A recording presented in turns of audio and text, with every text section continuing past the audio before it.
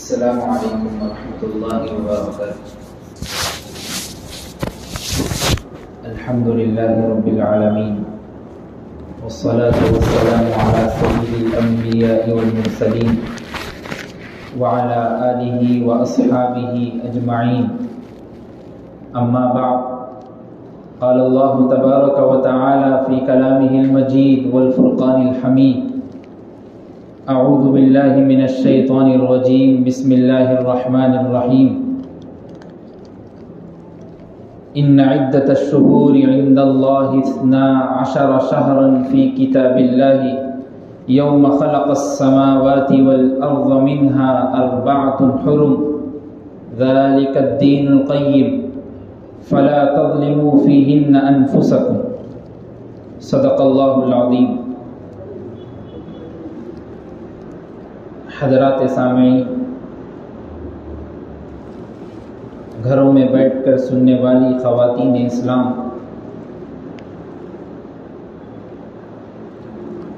اللہ تبارک و تعالی نے دنیا کو جب بنایا اور دنیا میں رہنے والے انسانوں کو اور بسنے والی مخلوقات کو پیدا کیا تو ایک دوسرے پر فضیلت بخشی۔ جیسے کہ ہمیں معلوم ہے کہ فرشتوں کی تعداد کسی کو نہیں معلوم سوائے اللہ کے، لیکن سب کو یہ معلوم ہے کہ فرشتوں کے سردار حضرت جبرائیل امین علیہ السلام ہیں۔ تو معلوم یہ ہوا کہ فرشتے کئی لاکھوں ارب ہیں، لیکن سب سے زیادہ فضیلت والے فرشتے حضرت جبرائیل ہیں۔ اسی طرح انسانوں کو بنایا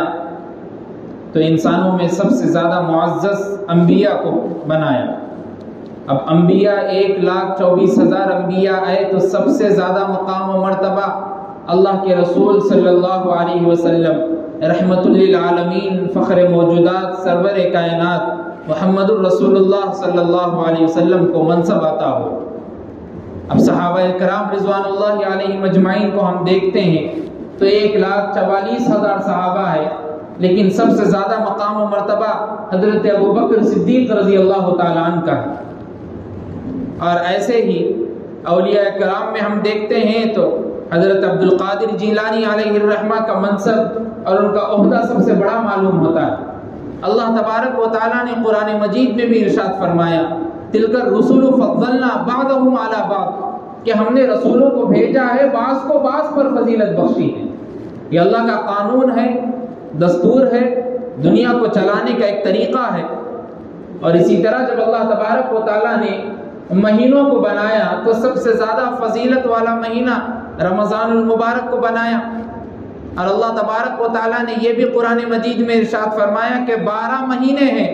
ان عدۃ الشہور عند اللہ 12 شہر،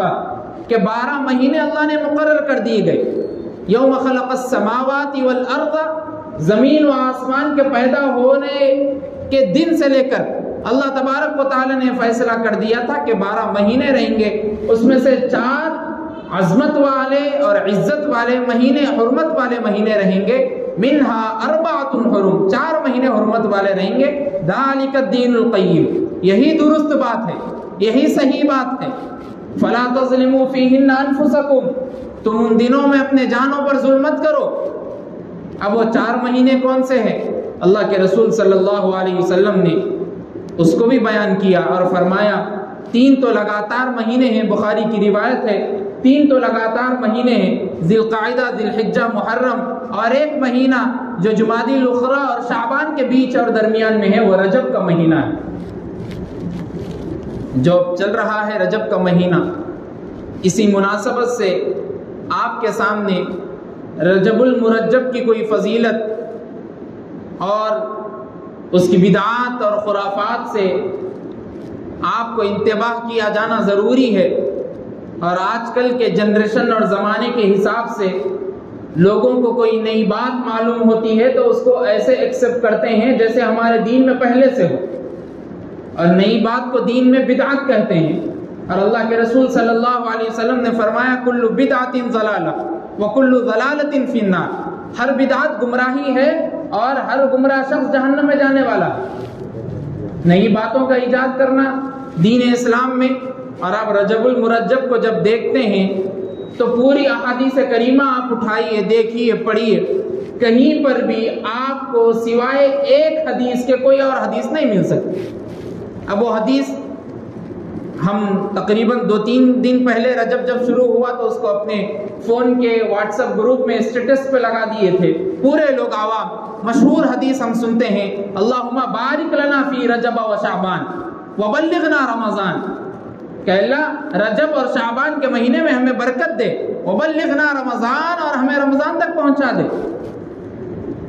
اس کی تفسیر میں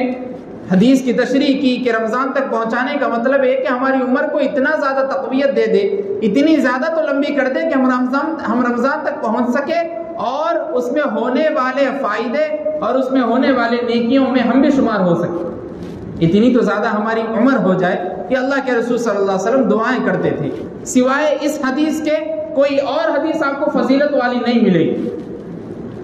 اب یہ کیوں بولا جا رہا؟ اس لیے آپ کے سامنے کہا جا رہا ہے کہ لوگوں نے رجب المرجب کو طرح طرح کے بدعات اور خرافات سے گھیر لیا، اور کئی باتیں دین میں رجب کے مہینے میں ایسی نئی نئی باتوں کو ایجاد کر دیے جس کا حدیث سے کوئی ثبوت نہیں، قرآن سے کوئی ثبوت نہیں، صحابہ کرام کی زندگی سے کوئی ثبوت نہیں، تابعین کی زندگی سے کوئی ثبوت نہیں، تبع تابعین کی زندگی سے کوئی ثبوت نہیں، اولیاء کرام کی زندگی سے کوئی ثبوت نہیں، یہاں تک کہ علماء اہل حق کی زندگی سے بھی کوئی ثبوت نہیں ملتا۔ اس کے باوجود لوگوں نے ایک نئے مذہب کو، نئی چیز کو دین میں لا کر اس پر عمل کرنا شروع کر دیا، اسی کو بدعت کہتے ہیں۔ اور اپنے حیدرآباد میں کئی طرح کے لوگ رہتے ہیں، ان کے دماغی ماننے کی وجوہات کئی اور رہتی ہے، لیکن یہ باتیں جو میں آپ کے سامنے خرافات میں بیان کرنے والا ہوں، اگر آپ کے قریب کے گاؤں، اطراف، دیہاتوں میں جائیں گے تو وہاں لوگ اس کو فرض سمجھ کے ادا کر رہے ہیں، فرض سمجھ کے ادا کر رہے ہیں لوگ۔ کیا ایسی چیز ہے؟ سب سے پہلی چیز، رجب المرجب کے پہلی تاریخ کو لوگوں نے روزہ رکھنا شروع کر دی۔ حقیقتاً ہے، یہ کہیں اور سے بات لائی ہوئی نہیں ہے۔ خلیفہ امیر المومنین عمر فاروق رضی اللہ تعالیٰ عنہ کے زمانے میں جب لوگوں نے کام شروع کیا تھا تو عمر فاروق رضی اللہ تعالیٰ عنہ نے لوگوں کو ڈرایا اور سمجھایا کہ اللہ کے رسول صلی اللہ علیہ وسلم نے کبھی بھی ایسا نہیں کیا۔ ہاں، اگر تم رجب کی 1 تاریخ، 5 تاریخ، 6 تاریخ، 10 تاریخ کو روزہ رکھتے ہو تو کوئی اور بات نہیں، نفل روزہ شمار ہوگا، لیکن اس کو 1 تاریخ کو روزہ رکھنا ہے، یہ سمجھنا غلط ہے، یہ بدعت ہے، اس کا کوئی ثبوت نہیں ہے۔ اور ایک روایت جو لوگوں نے من گھڑت بنا لی کہ کہا جاتا ہے کہ رجب کے پہلے جمعے کی، یعنی جمعرات کو جو جمعہ شروع ہو جائے گا، اس رات میں لوگ میٹھی روٹیاں بناتے ہیں، اور میٹھی روٹیاں بنا کر اپنے میت کے نام سے لوگوں کو کھلاتے ہیں۔ آپ پورے سیاہ ستہ اٹھائیے، بخاری، مسلم، ابن ماجہ، نسائی، ہر کوئی کتاب اٹھا کر دیکھ لیجئے، کہیں پر بھی رجب کے تعلق سے یہ من گھڑت واقعات، یہ من گھڑت احادیث کہیں اور آپ کو نہیں ملے گی۔ لوگوں نے اس کو بنا لیا ہے اور لوگ اس کو شمار کر رہے ہیں، رکھتے ہیں، لوگ کھاتے ہیں، کھلاتے ہیں لوگوں کو۔ حالانکہ اللہ تبارک و تعالیٰ نے قرآن مجید میں بھی ارشاد فرمایا کہ غریبوں اور مسکینوں کو کھلانا ضروری ہے، لیکن یہ کہیں نہیں کہا کہ اللہ کے رسول صلی اللہ علیہ وسلم نے کہ رجب کا پہلا جمعہ آئے گا تو میٹھی روٹیاں بنانا ضروری ہوگی اور لوگوں کو میت کے نام سے کھلانا پڑے گا۔ کہیں بھی آپ کو اس کا ثبوت نہیں ملتا۔ اور رجب کے مہینے میں جو سب سے زیادہ ٹرینڈ پر ایک روزہ چلتا ہے، جس کو ہمارے حیدرآباد، دکن جیسے مسلم علاقوں میں بھی لوگ رکھتے ہیں، جو 27 رجب کا روزہ معلوم ہوتا ہے۔ لوگ اتنا اس میں گھس گئے ہیں اور اتنا اس کے اندر چلے گئے ہیں کہ لوگوں کو یہ تک نہیں معلوم ہے کہ روزے کب کب واجب ہیں، روزے کون سے نفل ہیں، روزے کون سے سنت ہیں اور کون سے فرض ہیں۔ لوگ 27 رجب کے روزے کو فرض سمجھ کے رکھتے ہیں اور اس رات میں فلاں طریقے، الگ الگ طریقوں کے عبادتیں کرتے ہیں۔ یہاں تک بھی میں نے کتاب میں پڑھا ہے اور سنا ہے، یو پی کا ایک واقعہ اس کتاب میں لکھا ہوا تھا کہ لوگ 12 دن کا لگاتار روزہ رکھتے ہیں فرض سمجھ کے رجب کے مہینے میں۔ آپ بتائیے، کہیں بھی آپ کو اس کا ثبوت نہیں ملے گا۔ اور حضرت عمر فاروق رضی اللہ تعالیٰ عنہ کے زمانے میں آپ کو معلوم ہوا کہ ایک آدمی 27 رجب کا روزہ فرض سمجھ کے رکھا ہوا ہے، تو عمر فاروق رضی اللہ تعالیٰ عنہ کو جب یہ معلوم ہوا تو آپ دوڑتے ہوئے اس کے پاس پہنچے اور اس کو پہنچ کر آپ نے ڈانٹ کر کہا کہ چلو میرے سامنے کھانا کھاؤ، میرے سامنے پانی پیو، تاکہ پورے لوگوں کو معلوم کرانا تھا کہ تمہارے اس کھانے سے ان لوگوں کو معلوم ہو جائے کہ رجب کے 27 کا روزہ نہیں ہے، لوگوں نے اس کو من گھڑت اپنے طریقے سے مان لیا ہے۔ اور اس کے بعد حضرت عمر فاروق رضی اللہ تعالیٰ نے اس کو کھانا کھلایا۔ اس کے بعد پورے عوام کو، مدینے کے عام لوگوں کو دعوت کی اور لوگوں کو بتایا کہ لوگوں 27 رجب کا روزہ کوئی فرض نہیں ہے، اگر تم روزہ رہتے ہو تو نفل میں شمار ہوگا، لیکن تم نے رجب کے 27 کا روزہ اگر مان کے رکھا وہ فرض ہو جائے گا، اسی لیے اس دن روزہ رکھنا اللہ کے رسول صلی اللہ علیہ وسلم کی کسی بھی حدیث سے اور کہیں بھی ہم نے آپ کی زندگی کو دیکھا ہے ثابت نہیں ہے۔ یہ رجب میں ہونے والے بدعات اور خرافات اور حرمت والے مہینے، جس میں سے ایک رجب کا مہینہ شمار ہوتا ہے۔ اب حرمت سے مراد کفار مکہ جب جنگ و جدال کرتے تھے تو ان 4 مہینوں میں اپنے آپ کو روک لیا کرتے تھے، اور جہاں تک ہو سکے ان 4 مہینوں میں لڑائی جھگڑا، کسی کو ستانا، کسی کا مال ہڑپ کرنا، کسی کے پاس جا کر چوری کرنا یا قافلوں کو لوٹنا، اس طریقے کے کاموں سے باز رہتے تھے اور ان 4 مہینوں میں نہیں کرتے تھے۔ یہ پہلے ہی سے حرمت والے، عظمت والے مہینے وہ لوگ شمار کرتے تھے، تو وہ چلتے چلتے ایسا ہو گیا کہ لوگ حرمت والے مہینے کو فرض مہینہ سمجھ کر روزہ رکھنا شروع کر دیے، حالانکہ کہیں بھی آپ کو نہیں مل سکتا۔ اور ایک مشہور چیز جو اس بدعت میں لوگ گمراہ ہے، اور میں یہ بات آپ کو اس لیے سمجھا رہا ہوں، اس لیے کہہ رہا ہوں کہ آپ کے گھرانے میں، آپ کے خاندان میں، اہل و عیال میں کئی لوگ ایسے ہیں جو اس بدعت میں شامل ہیں اور اس کو ریگولر کرتے ہیں، اور جب بھی رجب کا مہینہ آیا اس کو اپنی زندگی میں لاتے ہیں۔ اس کا نام لوگوں نے کنڈوں کے نام سے یاد کیا، رجب کے کنڈے۔ حقیقت میں کیا ہے واللہ عالم۔ اب میں آپ کے سامنے بیٹھا ہوں، میں آپ کے سامنے رہوں گا، آپ میرا نمبر لیجئے، آپ کہیں بھی اگر شرعی حیثیت سے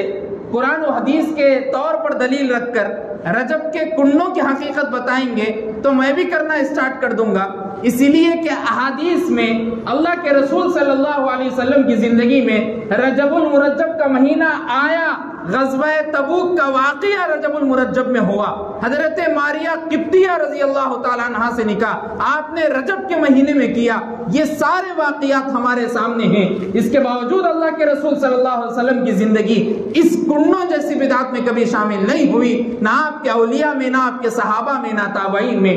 اب معلوم کہاں سے ہوا؟ لوگوں نے اس کو منا لیا، لوگوں نے اس کو من گھڑت واقعی کے طور پر یاد کیا۔ ایک کتاب میں نے واقعہ پڑھا، اس کی پس منظر ایک واقعہ لکھا جاتا ہے، وہ امام جعفر صادق رحمۃ اللہ علیہ کے نام سے واقعی کو یاد کیا جاتا ہے کہ ایک مدینے میں ایک لکڑہارے کی بیوی تھی۔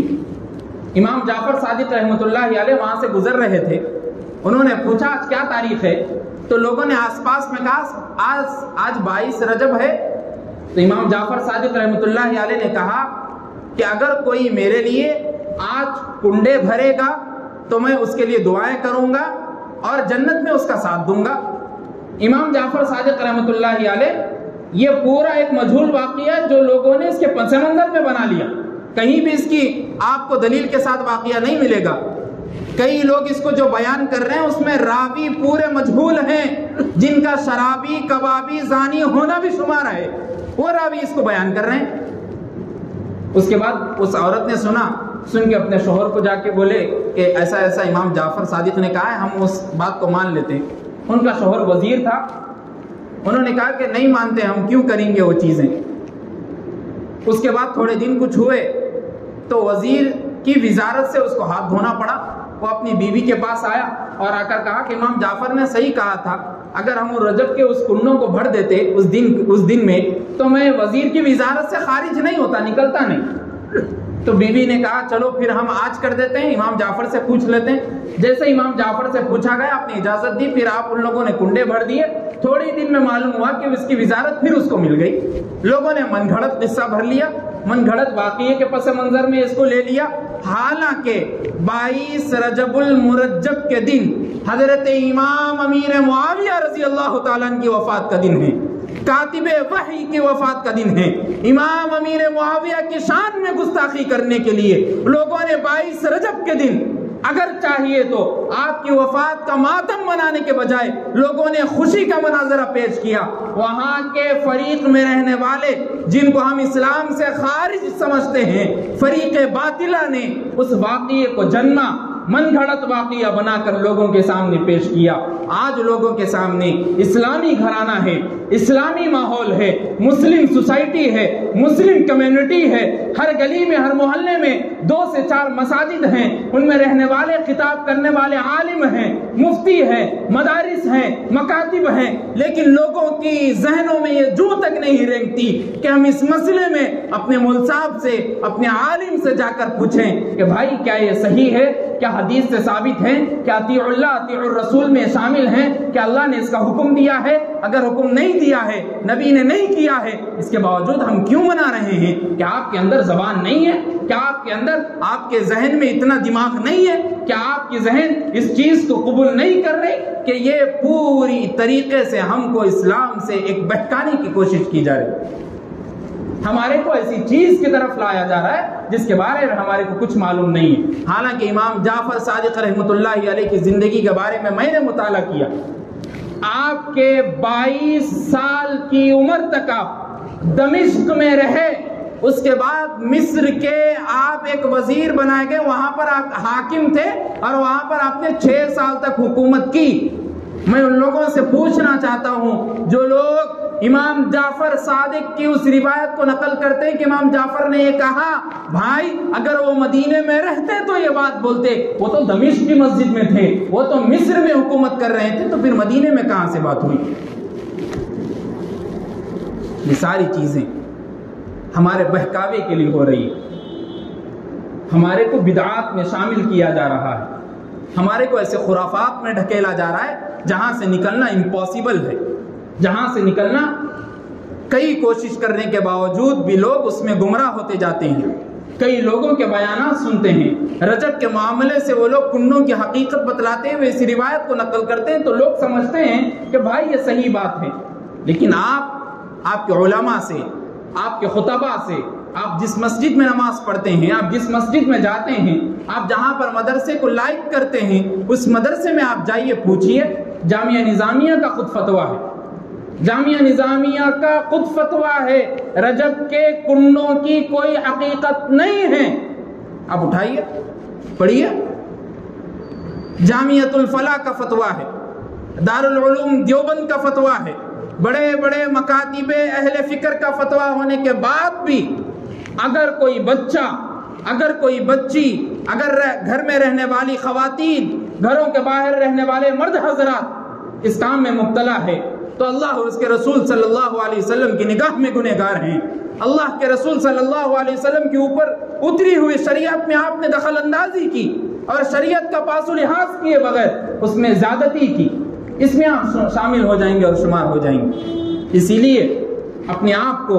ان فتنوں سے، خرافات سے، بدعات سے دور رکھنے کی کوشش کریے، اور جہاں تک ہو سکے ہم اپنے آپ کو ان چیزوں میں لگائے بغیر ایسی چیزوں کی طرف لانی ضروری ہے جو ہمارے لیے فرض کر دی گئی ہے۔ آپ ان چیزوں کو سوچنے کے بجائے نماز کی پابندی کریے، ان چیزوں کو سوچنے کے بجائے رمضان میں قرآن مجید کا پڑھنے کا اہتمام کریے، ان چیزوں کو سوچنے کے بجائے رسول کریم صلی اللہ علیہ وسلم کی ایک ایک ادا پر، ایک ایک سنت پر عاشق مصطفیٰ ہونے کی گواہی دینے کی کوشش کریے۔ یہ مسلمان ہے، یہ ایمان ہے۔ اور اللہ تبارک و تعالیٰ نے قرآن مجید میں بھی فرما دیا وَأَنْتُمُ الْأَعْلَوْنَ إِن كُنتُم مُؤْمِنِينَ، تم ہی سربلند رہو گے اگر تمہارے اندر ایمان برقرار رہے گا، اگر تم مومن رہو گے، اگر تم ایمان والے رہو گے تو تم سربلند رہو گے، پوری قوموں میں تمہارا سب سے اوپر نام لکھا جائے گا۔ لیکن مسلم کمیونٹی کو لوگ آج نیچ بتاتے ہیں، چھوٹا بتاتے ہیں، کمتر سمجھتے ہیں، اسی لیے کہ ہم نے اللہ کے فرما برداری کے متعلق، اللہ کے فرما برداری کے مطابق اپنے آپ کو نہیں لگایا، اللہ کے رسول صلی اللہ علیہ وسلم کی سنتوں کو زندہ نہیں کیا، اپنے آپ کو شریعت محمدی پر چلانے کے بجائے، اس پر چلنے کے بجائے لوگوں کو گمراہی کے فتنوں کی طرف جانے کی جو کوشش ہم لوگ کر رہے ہیں، اس کی وجہ سے ہماری مسلم کمیونٹی اور مسلم طبقہ پورا کا پورا نیچے آ رہا ہے۔ اس لیے فکر کریں، جہاں تک ہو سکے رجب المرجب کی جو باتیں آپ کے سامنے آتی ہے اس کے سلسلے میں خاص طور پر ایک بات یاد رکھیں کہ رجب المرجب میں بھی روزہ رکھ سکتے ہیں، لیکن فرض روزہ سمجھ کے مت رکھیے، نفلی روزہ۔ اللہ کے رسول صلی اللہ علیہ وسلم کی زندگی کو دیکھیے، آپ ہر مہینے میں روزہ رکھا کرتے تھے، اس کے طریقے سے آپ روزہ رکھیے۔ فرض سمجھ کے روزہ رکھنا کہیں بھی اس کا ثبوت نہیں ملتا۔ اللہ تعالیٰ سے دعا کیجئے کہ اللہ ہم سب کو کہنے سننے سے زیادہ عمل کی توفیق عطا فرمائے، اور رجب میں پائے جانے والے بدعات، خرافات اور اس میں ہونے والے بدعات اور اس میں ہونے والی گمراہی کے کاموں سے اپنے آپ کو بھی بچائے اور اپنے گھروں میں رہنے والے اہل خانہ کو بھی بچائے۔ اللہ تبارک و تعالیٰ کہنے سننے سے زیادہ عمل کی توفیق عطا فرمائے۔ وآخر دعوانا ان الحمد للہ رب العالمین۔ جو حضرات سنتیں نہ پڑھیں وہ سنتیں